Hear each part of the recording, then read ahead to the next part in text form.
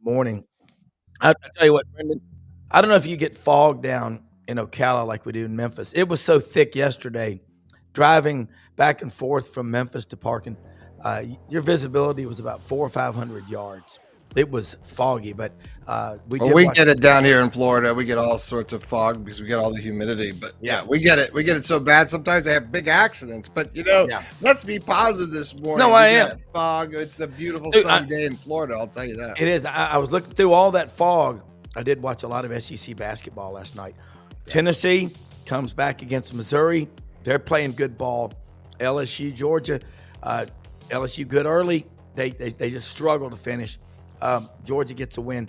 And Arkansas at Texas. Arkansas is up by 23. Ends up winning by 5 or 6 points. Texas can't finish games. They play good, then they just drop off. They do it in every game. Then they come back too little, too late against John Calipari's Razorbacks. Lot to talk about.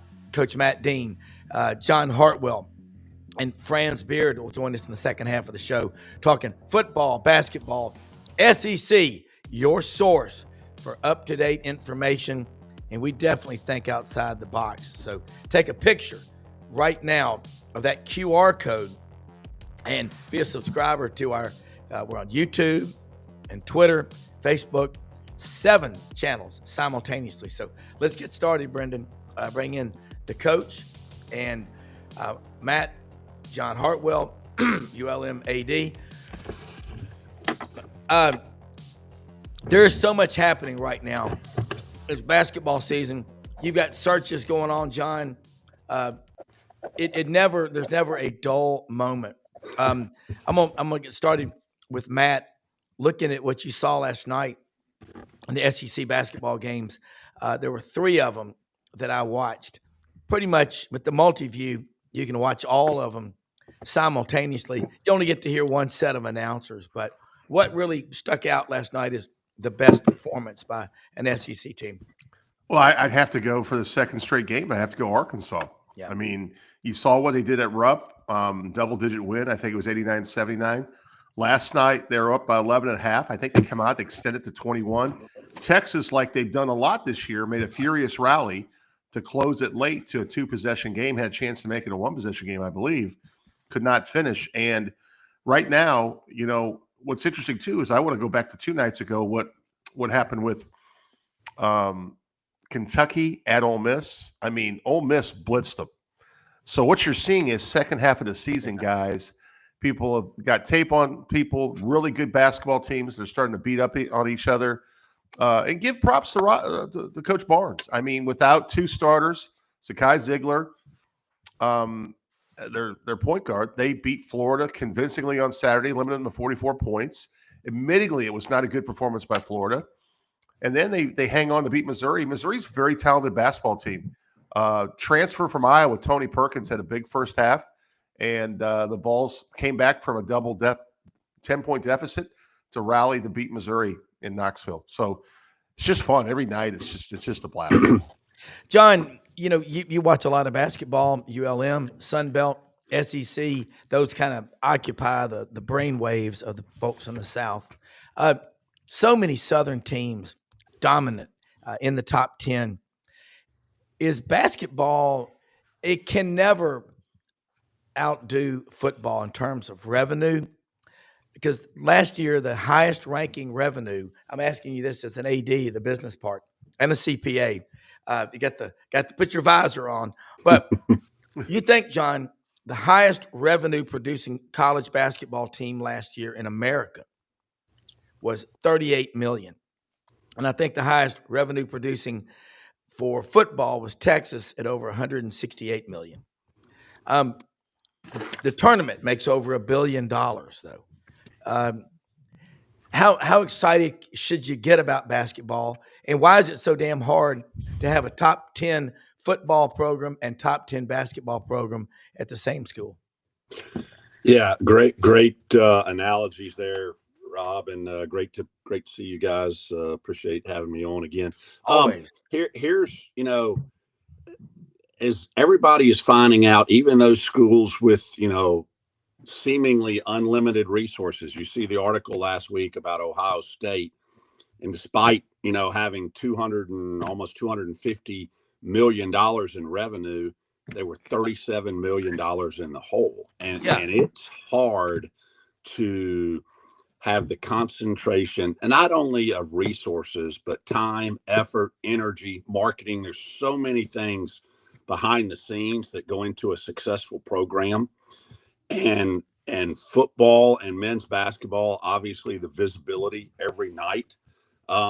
It's a challenge, but you talk about the emergence of basketball in the South, and particularly Southeastern Conference, and the level of play this year. I mean, it's really exciting because, as I tell people all the time, growing up in the state of Alabama, and you got, two of the top 5 teams in the state of Alabama. And when you look at other schools like Samford, they're atop their league. Troy's having a really good year. South Alabama, Jacksonville State on the Conference USA side. The state of Alabama has blown up in a very positive way in basketball this year, and that helps everybody. It helps the economy, all of those things. And maybe we're getting to a point to where basketball is not just an afterthought after bowl season is over in football. And, it helps pique interest at the high school level. There is a multi-pronged positive impact of it. And, I was talking to a guy the other day who called me and said, "Hey, do you have access to SEC basketball tickets?" I said, "No, I don't." He said, "Well, if you do, be on the lookout for them," because he said they may be as valuable, if not more valuable, depending on who ends up in San Antonio in the men's Final Four, than Final Four tickets this year. I mean, there's that much interest and excitement around the SEC tournament coming up here in a few weeks.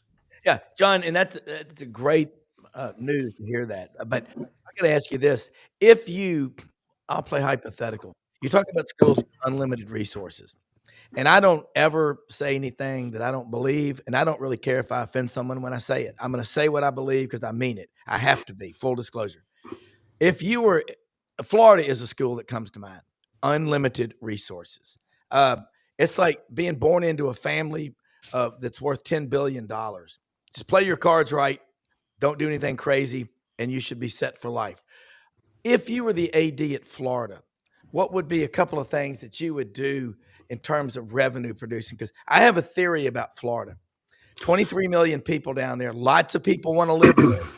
But a lot of those people with money, their heart is back in Ohio or New York or Chicago. And, you wonder, it's not as easy. Brendan's taught me this. I've learned a lot, and Franz will talk about it later. It's not as easy to go out there and get that money from a massive fan base as I thought it would be. Well, let me add one more point to why a reason why I think the SEC has emerged, and it's exactly the point you made. It comes down to two things: dollars and cents. Whereas 5 years ago, at least not above the table, paying players, especially in basketball, was not as big a deal in the SEC. Now all of a sudden you've got NIL, and you've got deep pockets there. So maybe a kid that before would be more likely to go to Michigan State or UCLA or, Kansas, perennial basketball powers, like, hey, going to Oxford, Mississippi, or Columbia, Missouri, or Gainesville, that becomes more attractive, that there's a couple more zeros at the right end of that NIL contract. And that is an equalizer very quickly. Cause as you said, I'm going through a search right now for a men's coach. And what has changed also as a result of NIL, it's, hey, what's the salary range for me as a head coach? That's important. That's not the end all be all for a lot of guys, especially who are big picture guys. Yeah. What's the salary pool for my assistants? Not just the 3 on the court assistants, but the other guys, as part of the staff. And equally as important, if not more important, what is the pool that you have for me for NIL? Or, and that is a key component. And, there are people in the Sun Belt now who are, and it's, I know it pales in comparison fraction wise to the SEC, but we got some folks with $1 million, $1.2 million, $1.5 million in NIL in the Sun Belt Conference. You talk about look at McNeese here in our state, and that's where Will Wade is now. Will Wade's got $1.2 million in NIL. You think you're doing pretty darn good in the Southland Conference if you got $1.2 million to go get players to play? Yeah. You're damn straight. That's right. Yeah. Yeah. Well, Matt, along those lines, Coach John Brady was on with us yesterday, and Brendan and I were talking with him, and I said, your old school Arkansas State's making a lot of noise up in the borough, Jonesboro. And he said, he goes, I think some of those rice farmers have come off of there's so much money in farming. Living in Memphis, I live in the middle of the biggest, richest farmland in America. You can tell me Iowa and Illinois and Nebraska are, but cotton is king. Rice, soybeans, a little bit of corn. You love to flood corn for duck hunting, man. It's like having, it's magic. But Milo, but Matt, where we are, I mean, Rhodes College, for example, $400 million in the endowment for a school of less than 2,000 students. Matt, dovetailing off of what John just said, I look at Florida, at that program, just I don't know. And Texas is another one. Yet it's never that easy. And then you look at a school like Alabama in a state of 5.1 million people. I guess it goes back to my friend, the late Mark Green used to say, you've got the Spartans, the 300, King Leonidas in the state of Alabama, and a lot of other states. It's too political. Everybody's fighting with each other. Is that what happens a lot that you see when you've got people with agendas that can't agree for one common goal, and so they hold their money back or they just don't give as much? Well, John just spoke the gospel to us because he's spot on with the revival of SEC talent. Hey guys, I was a decent basketball coach. If you'd give me 1.2 to 1.5 million, I'd have been a better basketball coach. I'm just telling you. And that's the reality of the situation. You give people that can coach resources like you have in a professional setting, you're going to improve the product. Especially Will Wade comes to mind. John just mentioned at McNeese. But like what's really, really interesting, John, I had a question for you. I saw that story about Ohio State, the $37 million deficit. Does that include, how do collective NIL revenues, are they even on the spreadsheet, or is that strictly like an EADA report that you and I have done through the NCAA before? How exactly are the collectives measured? Is that not even looked at as a number in terms of anything they're doing? Yeah, anything flowing outside collective-wise is not in that number. So who knows what they spent really then? Because the $37 million loss is basically how you look at your athletic department in terms of expenses. That's what flowed through the university, and everything from charter expenses to scholarships to debt service on athletics facilities, those types of things. But anything collective wise is outside that scope. But going back on John's point, Rob, and I'm going to try to answer your question here too. You can basically resurrect a basketball program the quickest.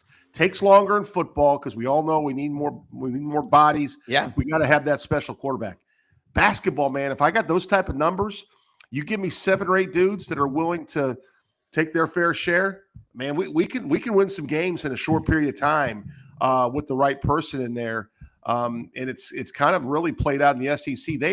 I'll give you a great example of what happened last night. I mentioned Tony Perkins. He was the best player at the University of Iowa. Mm-hmm. Iowa, we all know, is not paying like the SEC is in terms of some of their collectives. It's just it's true. So he leaves Iowa to go to Missouri. Now, Tony's not their star, but he's a starter. And basically, Fran McCaffrey in the press conference after we lost Tony, he couldn't give a number, but I'm pretty sure Tony Perkins did really well for himself, and good for him. He's not going to be probably more than an NBA role player if he makes it that far. So why not get paid right now and rep yourself? And heck, if the NCAA brings on this 5th year of eligibility, these guys are going to stay for 5 and get paid, whatever they can until they have to go overseas and play. So it's the whole dynamic's changed. But in basketball, unlike football, you can turn it around really quickly. Yeah. Well, statistically, the most number or football is gained the most amount of money, right? But per player average, basketball is paying out more per player evenly. So John and Matt, the incentive, if you're dipping into the NIL, if you're seeing numbers and that are huge, millions and millions of dollars to do a basketball program, that's much easier to find that kind of money and to change that. I think, and there's a lot of groundswell that talks about how the SEC is really, refocusing itself to basketball now, because you can turn the needle. And definitely rising tide raises all boats. So, and especially in the collective space. And Brendan, let me add one thing to your ahead. point. I think Please. it's a great point. Is think about the numbers in a locker room. I can keep a locker room of 12 to 15 guys happy because you may not be making the money an SEC quarterback is. And no matter what you say, when I see Bryce Young on a Dr. Pepper commercial and I'm blocking for him, man, I want a piece of that damn pie. I don't care what you say. In basketball, with the pure numbers, you can keep more people happy. I think you've got a great point, Brendan. Hey, Rob, back to what you were saying too, and specifically as it relates to University of Florida, and I know they've done well attendance-wise, but you look, as an athletic director looks at additional revenue streams, there are a lot of schools around the SEC who traditionally have not sold out in basketball. They have large arenas, again, until you get to after bowl season, basketball has been an afterthought. And so there is a revenue opportunity there in those empty seats. And I think you're seeing a correlation between investment in NIL, a better product, more wins, and oh, by the way, you're drawing more fans to come see those games. So that is a positive byproduct from a revenue standpoint. And back to that equation, what gets reported on the books, using the $37 million deficit example at Ohio State up until July 1, and that still may be subject to change depending on what happens with Judge Wolkin and the House case, as it's some appeals are out there. But the investment in with NIL is usually off the books, but the revenue coming in is on the books, is coming back to athletics. So a lot of schools are saying, hey, this is worth us to go out there to Foghorn Leghorn and his cronies, the donors, to invest further in NIL as it specifically relates to basketball to help drive revenues.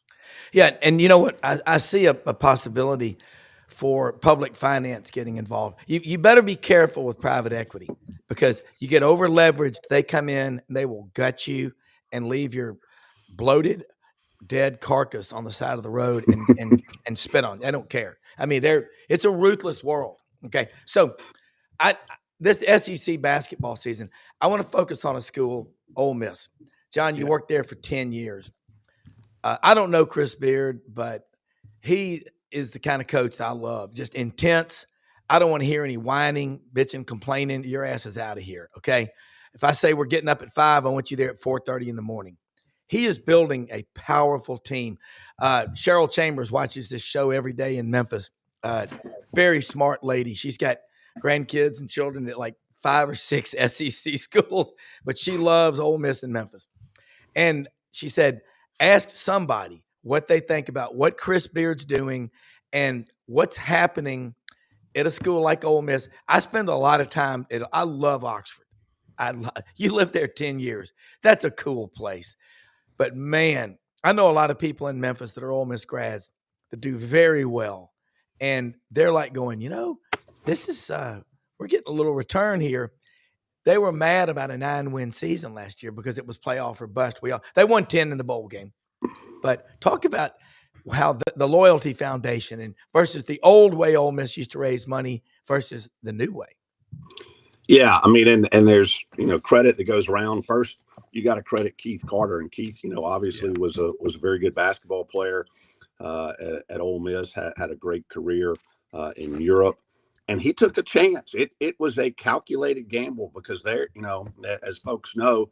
And there's this and most everybody, none of us have clean closets necessarily, but there was some baggage. There was a risk with Beard and what had transpired in Austin and after he was let go there. But Keith looked at it, took a calculated risk. much as he did with Lane Kiffin. I mean, you've got to give credit there. And I'll say this, while Ole Miss has had success thanks to the Mannings and, through the years and Don Kessinger and folks like that, sustained high-level success has been hard to obtain in Oxford. And part of it, again, goes back to the dollars. But credit Keith and what he's done with those two programs. But I tell you got to give a lot of credit to Walker Jones, too. And Walker and I worked together at Ole Miss. But he has got it rolling with the Grove Collective, has done an outstanding job, assembled a really strong team. And, again, there's two things that it's really hard to beat, and that's dollars and cents, and that's CENTS, not SENSE. Yeah, and I remember Louisville and a lot of schools around the country would come down in Mississippi and get players out of towns like Scuba on Highway 45, which is what I call the highway to the land that time forgot. Hey, that's home of Last Chance U. That's right. That's right. It sure as hell is.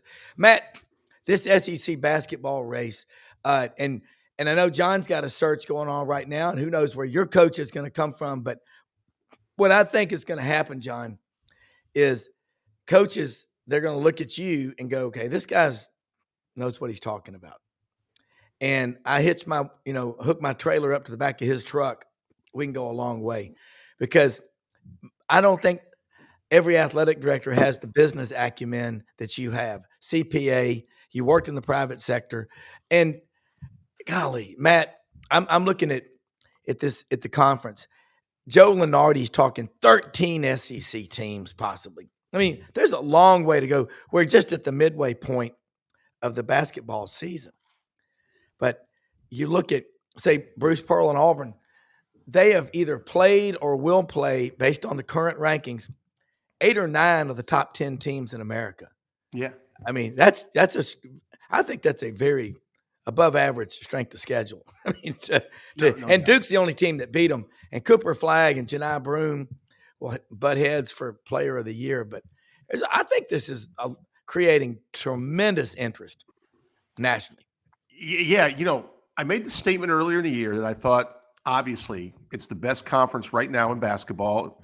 I can make an honest, and John, I don't remember us talking 12, 13 teams from a league. This could be historical in terms of those numbers. Now, we don't know how it plays out, and sometimes you disappoint your league in tournament play. But I got to tell you, I think it is so legit. When I watch these teams play, like I even give you an example. I mean, we were a little down on LSU, but if you put LSU in a lot of other leagues, I mean, they would probably be close to 500 in other leagues in the country, and they're 1-8 in this league. Arkansas, we were all sitting here. Calipari had lost 5 in a row. They've won 3 out of 4. 2 on the road at Kentucky, at Texas. Okay. Sometimes we don't mention Alabama, but the job Nate Oates has done is phenomenal. And I got to tell you this. Think about this. I thought about this last night, Rob. I thought of you. If I'm an NBA GM right now, okay, everybody's got this Cooper Flagg, plant the flag. I'm taking Janai Broome. I'm telling you what, everybody, and we may have to burn this segment in 5 years and make sure no one knows I said that. They're all archived. I love Broome. I just absolutely love Broome, because I think Cooper Flagg has a ton of offensive upside, but I think Broome's a two-way NBA 4-man.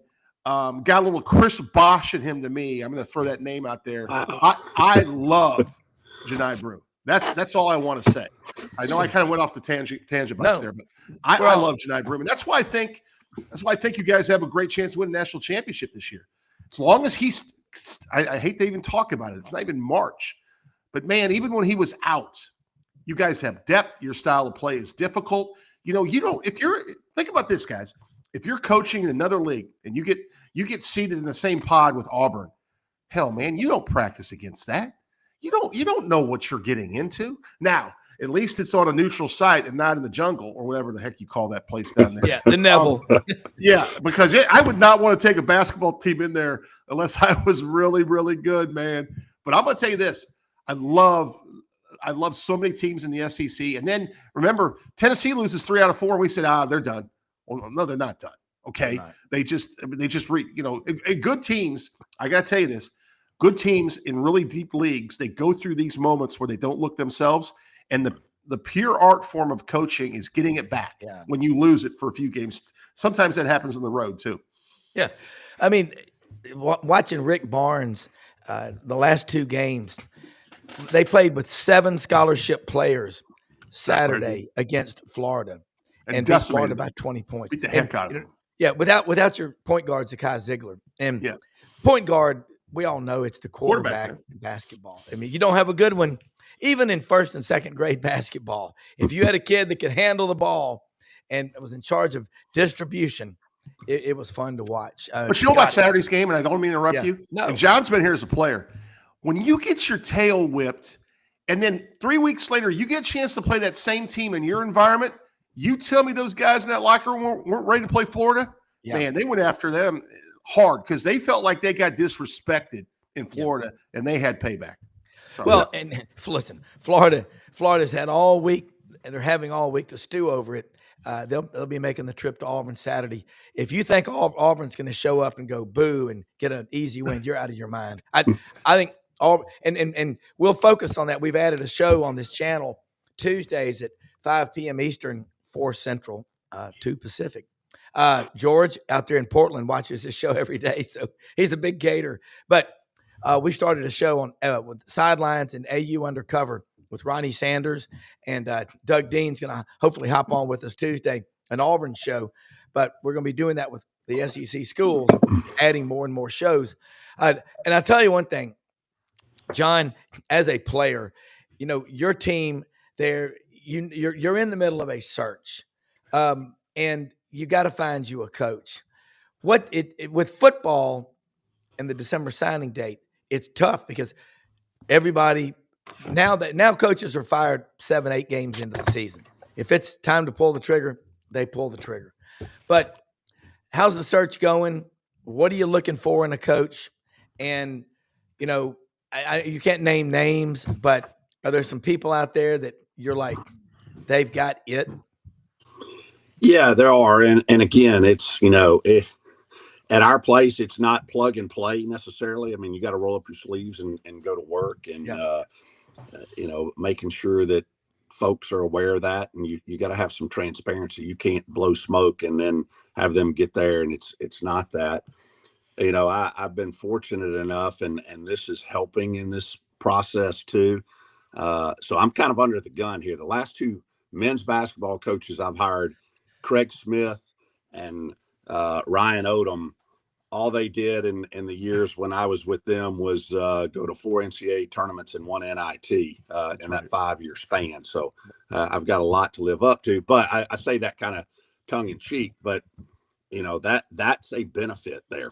Coaches know that, you know, from a basketball perspective, I'm not going to hang them out to dry. I'm going to make sure that they, you know, are put in a situation where they have the opportunity to be successful. Is it going to happen overnight? No, probably not. But a lot of interest. You know, again, there's, you know, it's 3X what it is in FBS, but there's only 356 Division I head men's basketball jobs in the country. It's a pretty coveted position, and what you're battling now, somewhat. And I had this conversation with Brian Maggart, my counterpart down in Lafayette, who's also in the search mode for a men's basketball coach too. Is, you know, some guys are finding out, and this is absolutely fine, that hey, if you're an associate head coach at a Power 4 school, in men's basketball, you may be making $750,000, $800,000, $850,000. So, hey, there are guys that have passed the itch to be a head coach, and hey, if you're making that kind of money and you're one rung below the firing line, then that's a good place for a lot of coaches. So you've got to kind of weed through some of those too.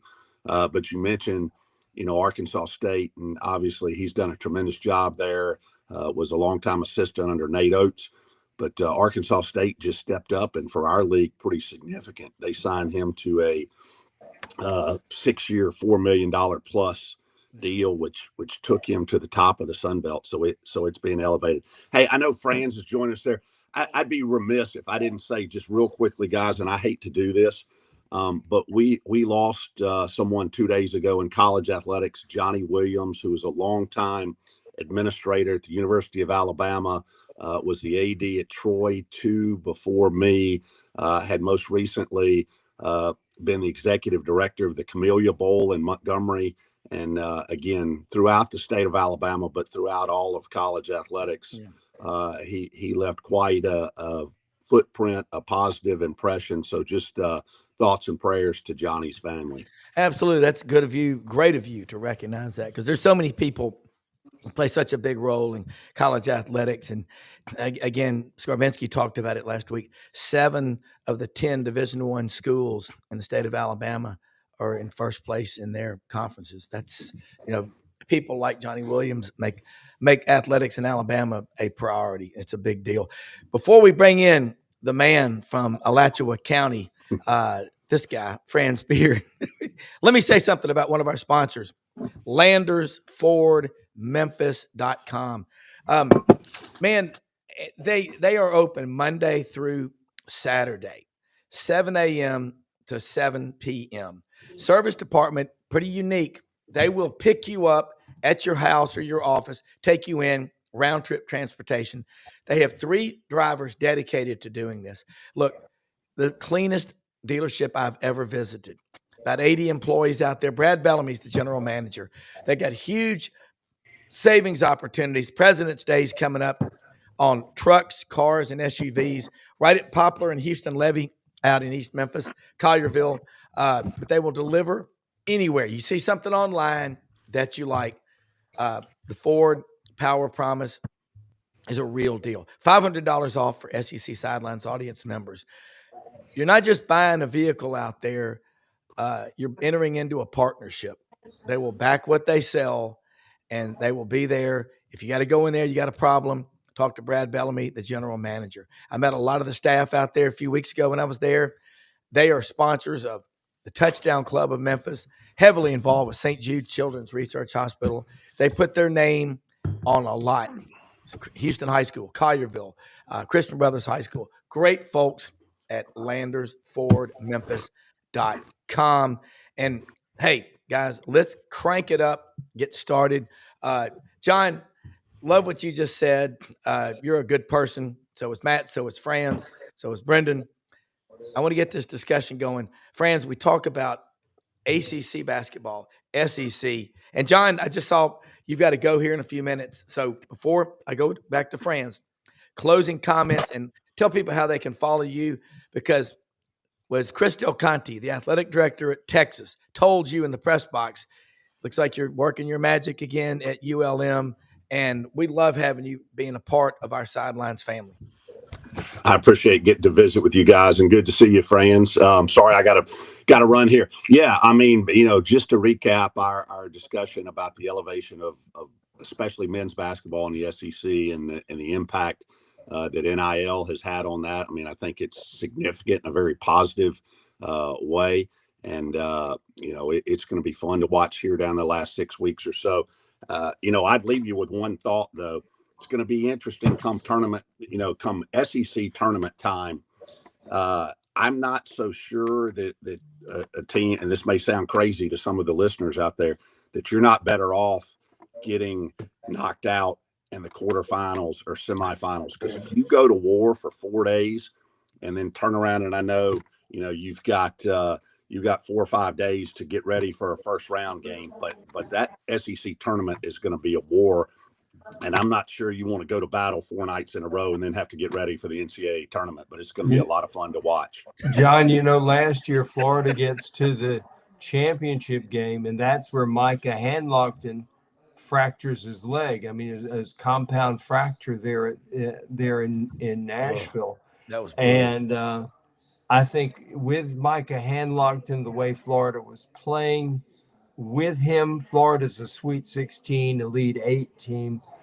Without him, they got beaten in the first round there by a really good Colorado team. But it just goes to show you, that extra game, that 4th game in 4 days, that makes a real difference there. By the way, is Linda Harper still alive?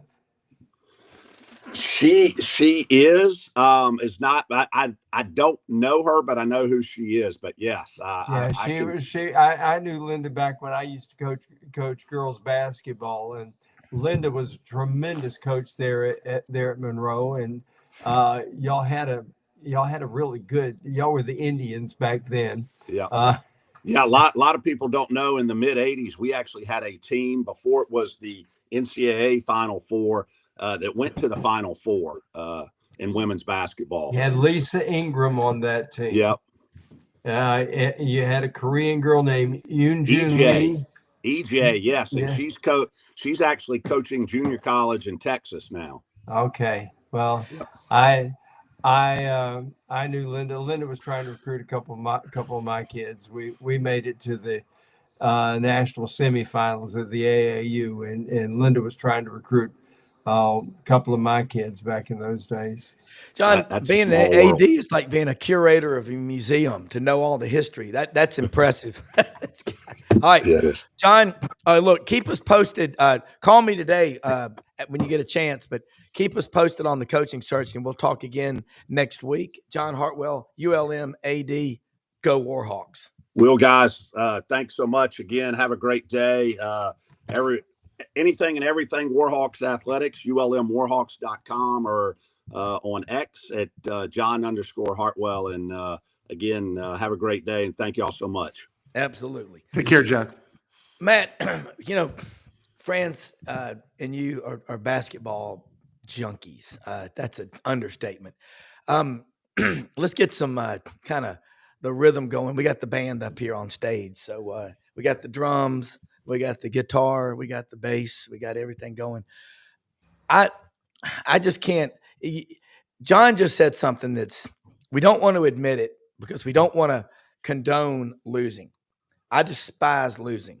I want to be the first one out of bed in the morning. Audrey's like, you're so competitive. Well, it's a big deal. I do.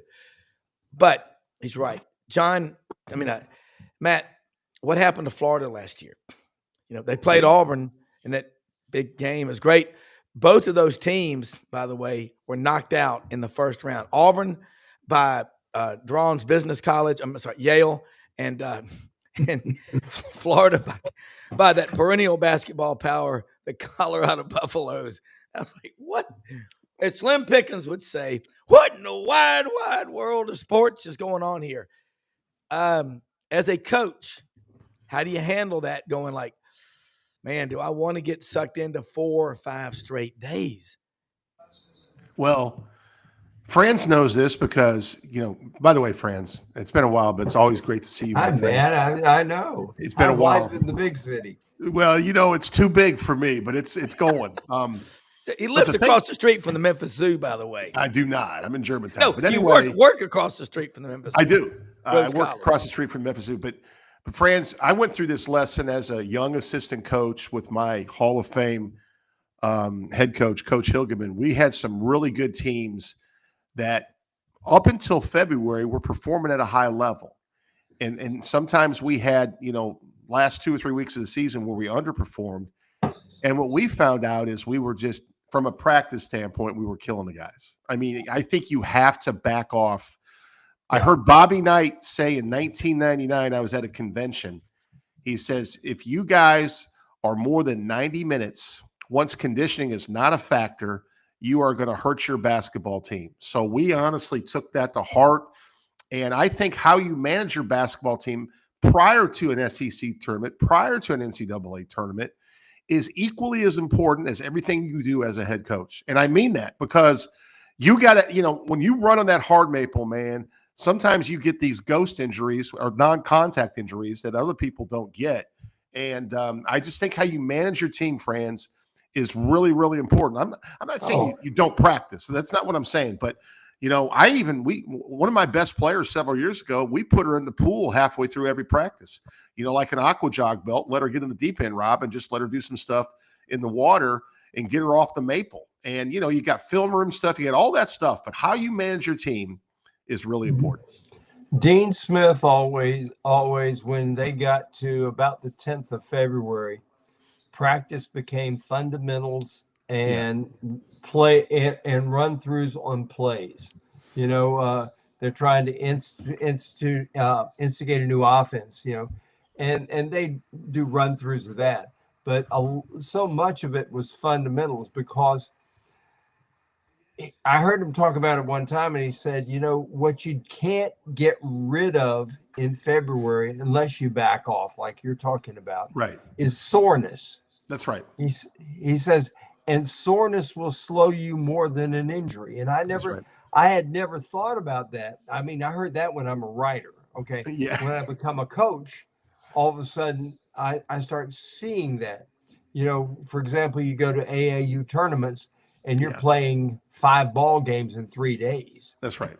Kids get sore, and you don't get rid of the soreness easily.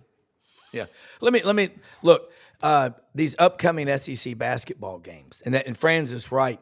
And that's why rest is as important as the workout, probably more important how you recover. I talked to Dr. Andrews, Dr. James Andrews, on the phone Monday night for about 15, 20 minutes. He's going to be on the show here soon. He's regarded as probably the greatest orthopedic surgeon, sports medicine, Andrews Orthopedic in Gulf Breeze, Florida, and Mountain Brook at St. Vincent's. Wow, does he know what y'all just talked about? And might get him on the show. I'm going to try to get him on next week. You're exactly right, Franz. Soreness, it'll take you out. Look at these upcoming games, okay? I'm going to read the schedule here. Saturday, Alabama at Arkansas. Number 3 Alabama against a hot Arkansas team, okay? You got Florida traveling to the jungle against Auburn.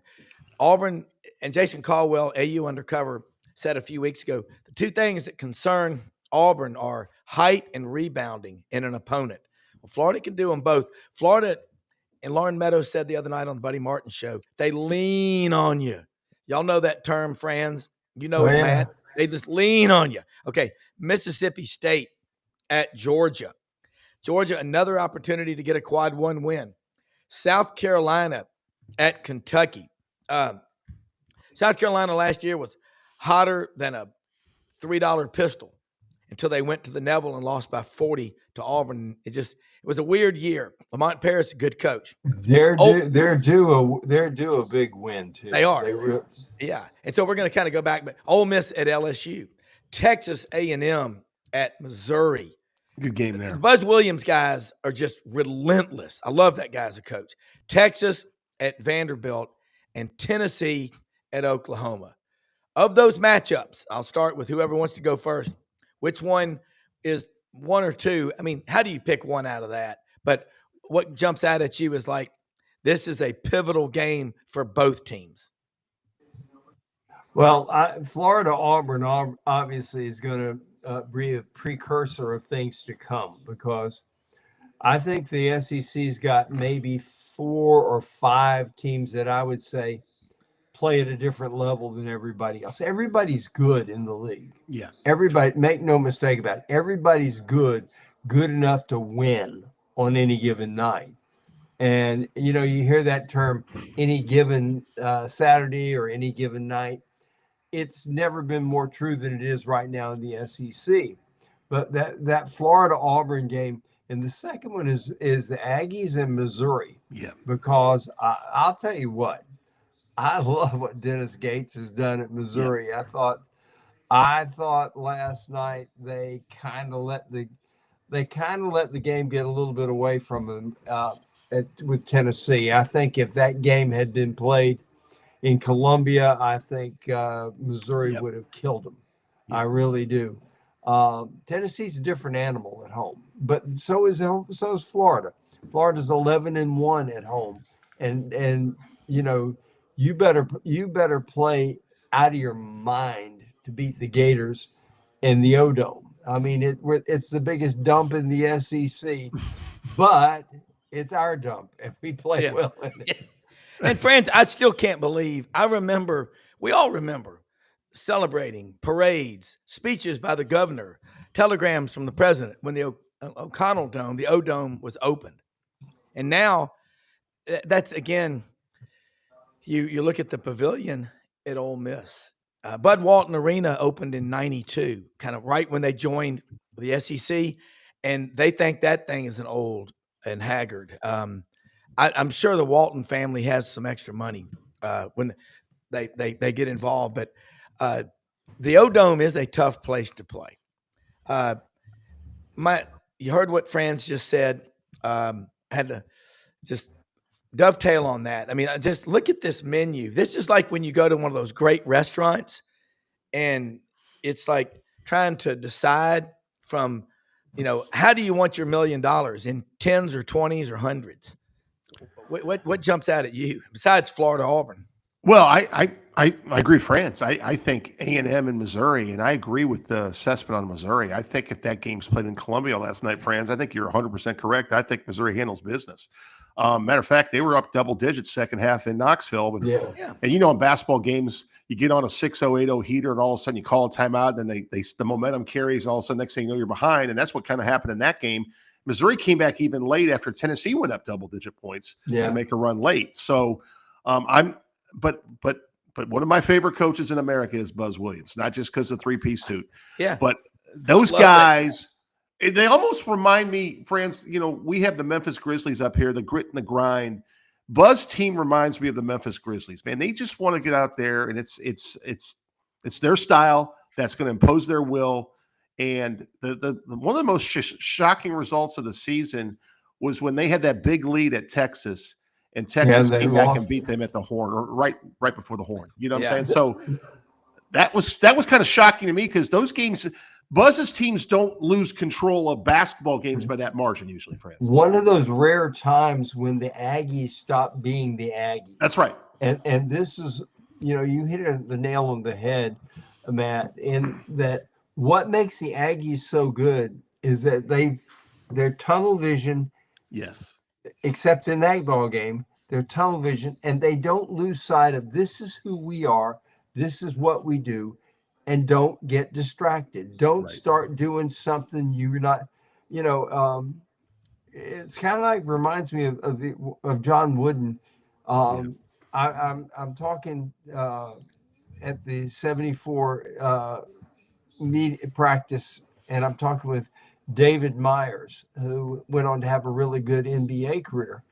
And he's sitting there and he's taking the same shot in 5 places and doesn't take any others. And I asked him what that's all about. And he said, Coach Wooden will only let you take shots that you've proven you can make in practice. Yeah. And he says, those are the shots you take in a game. And that's what what you would call UCLA being UCLA. Buzz does sort of the same thing with what he's got there with the Aggies, except that it's okay. You are to stick with your guy like glue. You are to box out. You're to rebound. You are to help. You got a guy in the corner. The Aggies are the best team maybe in America. You put the ball in the corner, the double team is coming in the corner. They're going to it's going to be like a triple team because they've got you in the corner. They penalize you for that. Yeah. And you've got the out of bounds there. And they're so good at they get the double team, and then all of a sudden it's like a picket fence around you. And they get so many turnovers that way. And it's called letting the Aggies be the Aggies. And they are so good at that. But you know what? So is Dennis Gates.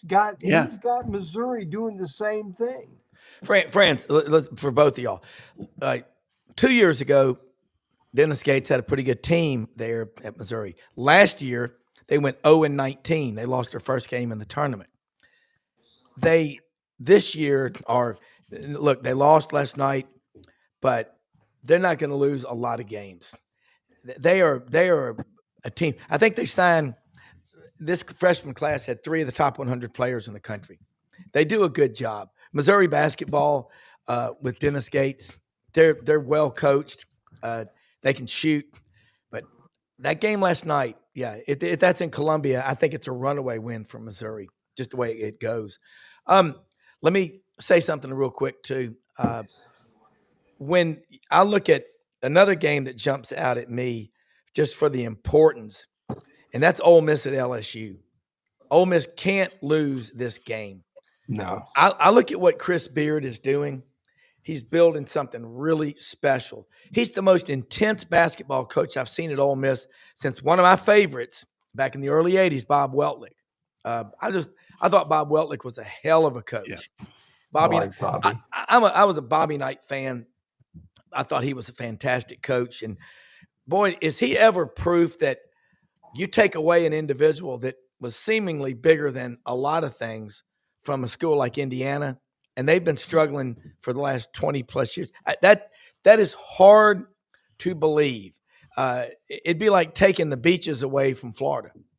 That's how big he was to Indiana, and it drives me crazy. Hey, real quick, I was in Matei's garage yesterday, one of our sponsors, getting my oil serviced with my friend Larry Cervetti, right there on Black Road by Poplar in Mendenhall next to Folks Folly. They're open Monday through Friday, 8 a.m. to 5 p.m.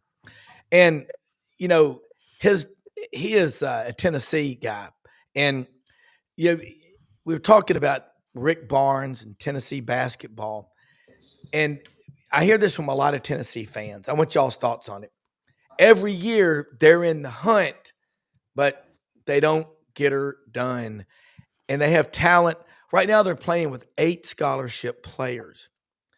What's got to happen for Tennessee to close out really strong this year? Because, I mean, they've got a game Saturday at Oklahoma. Oklahoma, Porter Moser, remember him? And Sister Janine up there at Loyola of Chicago. What, 5 years ago? If she's still living, she's 107. Is Sister Janine still living? Sister Jean, I don't know if she is or not. I think so, but I don't want to jinx that. I think she is. I'm a Baptist. What do I know about it? Well, I mean, Porter Moser's a damn good coach, guys. Yes, Matt, yeah. Look, Auburn got them Tuesday night at Neville Arena, but they are Porter Moser. I have this thing in my they had an all-time Oklahoma team that Damian Fishback, I think, was talking about, the top 10 all-time players. Guys like Mookie Blaylock, Wayman. We all remember Wayman Tisdale. What a badass. Gosh, he was great. And, you know, they've been to 5 or 6 Final Fours at Oklahoma. Billy Tubbs, right, friends? That was the whole time. Billy Tubbs from Lamar University. Oh, man, that young man can coach, man. He can coach. He was Billy Tubbs. He was a high school coaching legend in the state of Texas, and took over at Lamar and did really, really well in Beaumont, Texas. You know who Billy Tubbs reminds me of? Woody Harrelson. Yeah. Well, looks a lot like him. Kind of reminds I bet Billy could jump better than Woody. Yes. I bet he could. Back in his day. I bet Billy had more hops. He was funny. Remember, he was very quotable. Not as quotable as legendary Texas basketball coach Abraham Lemons. Yeah. Oklahoma at Lloyd Noble is a totally different animal too. Yeah. And I got to tell you what, if you are on the road and you go to a venue and all of a sudden you look at who the Zebras are and you see the name Joe Lindsey, you might as well put it in the L column, because you are not going to win. Are you telling me the officials can mess up a game? Come on. Joe Lindsey could mess up the surest thing in history. The worst official in the Southeastern Conference. Is Russ Show's the best? Show's and Ted and Television Ted, but Doug Sermons is by far the best. You're right. Doug Sermons is the best. Doug Sermons, I think, is the best official in the country, period. I really like him a lot. But I think Show's is on that tier there. There's 2 or 3 of them that are really good, but there are some that are really, really bad. There used to be a guy used to call in the SEC named Mike Nance, and Mike Nance was a guy you wanted him on the road and you hated him at home. Yeah, because when he's at home, he's going to do everything in his power to make sure that you don't think he's a homer. That's right. So when you're on the road, you know you're going to get maybe 5 good calls that in your favor that probably would get overturned with a replay. Yeah. But my nicest guy in the world, but that was his MO.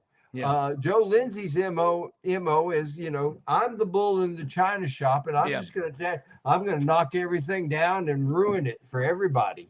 Yeah, it is just watching the officials. If I'm a coach, and Matt, you coached for 30 something years on the college level, I'd want these officials to come referee my scrimmages. So that we get them to do that too. But here's the thing.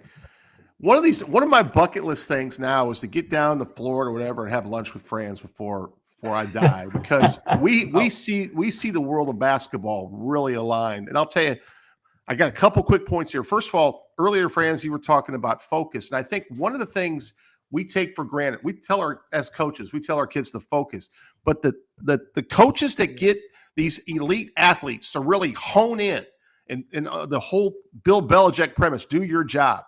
That's what Buzz Williams does. That's why the other night against Texas was crazy, because that never happens to a Buzz Williams coach team, or rarely happens. Another thing about officiating, Franz is right. I was a head coach for almost 400 games, assistant coach for 250.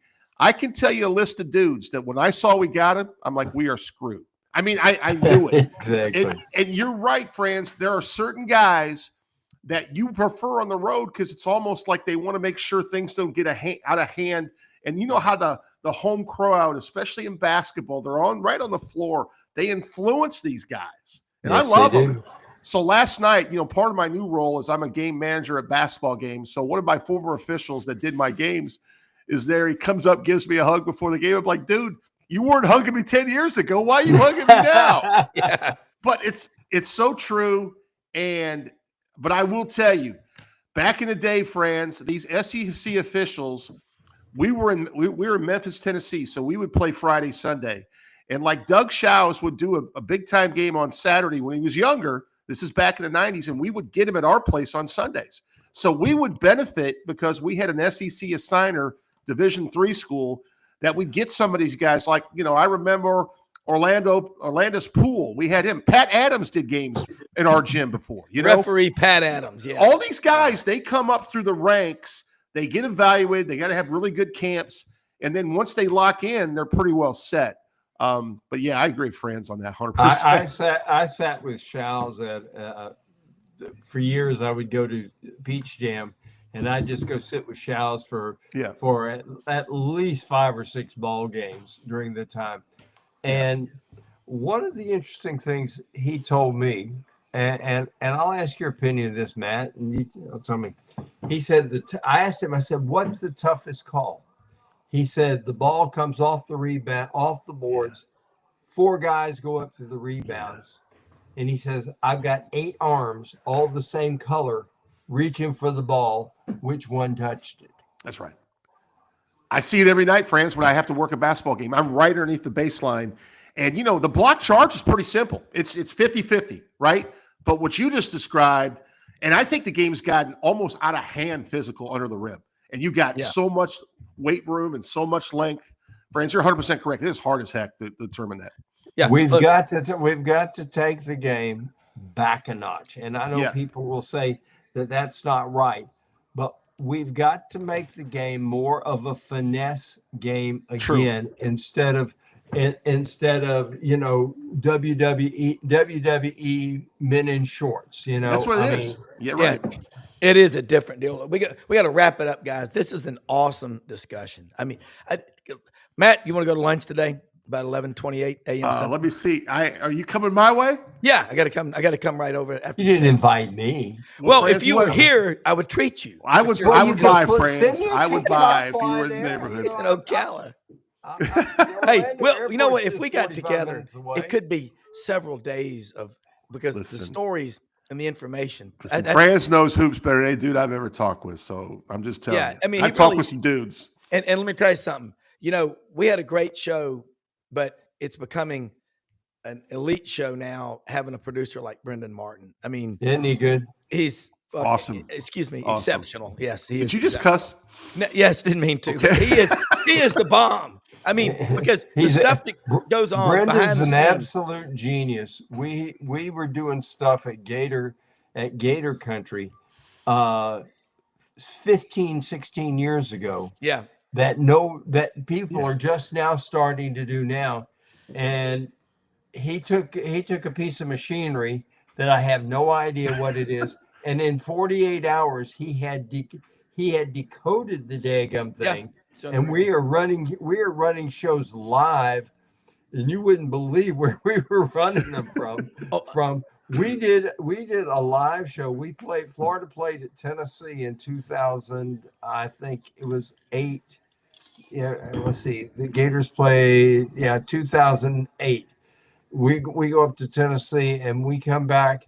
We stayed in Atlanta because it was just easier. We drove back from Atlanta, and on Sunday morning, out of Buddy Martin's room at the Hilton in Sandy Springs, we do a full show, and nobody could do it, but we could do it because Brendan Martin is an absolute freaking genius. Yeah, That's awesome. It really is. The thing about it that blows my mind is the stuff that, like the graphics and the Chiron.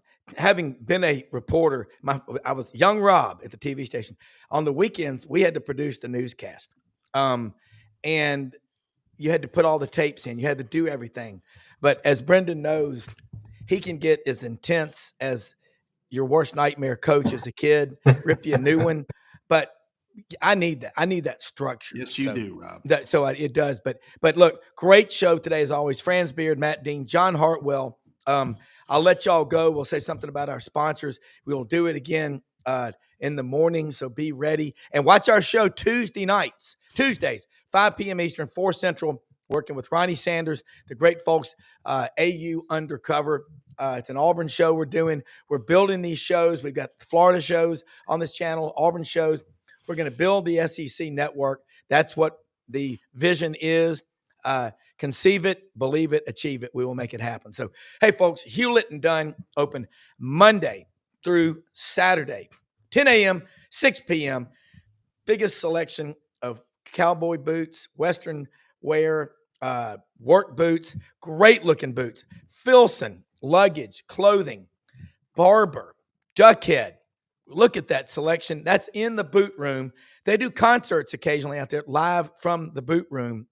They hold about 100+ people in there.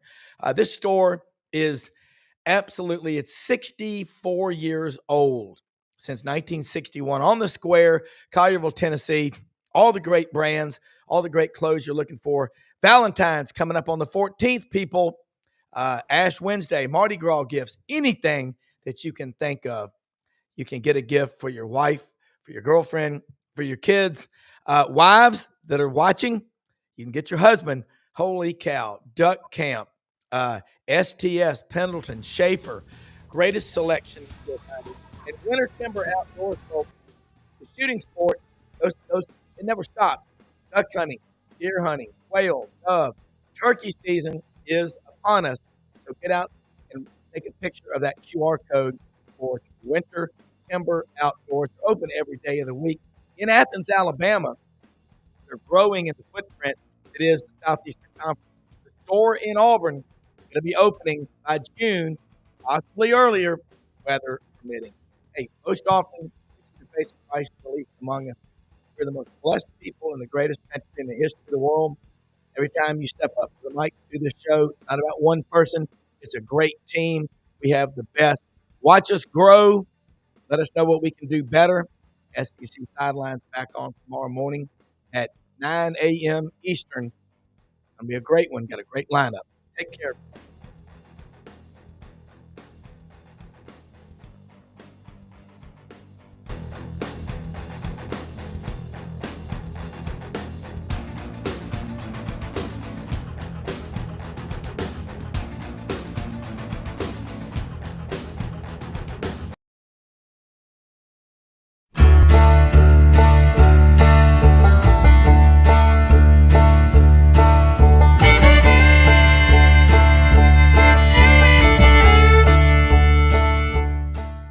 In a perfect world, you'd set a health goal and results would happen overnight.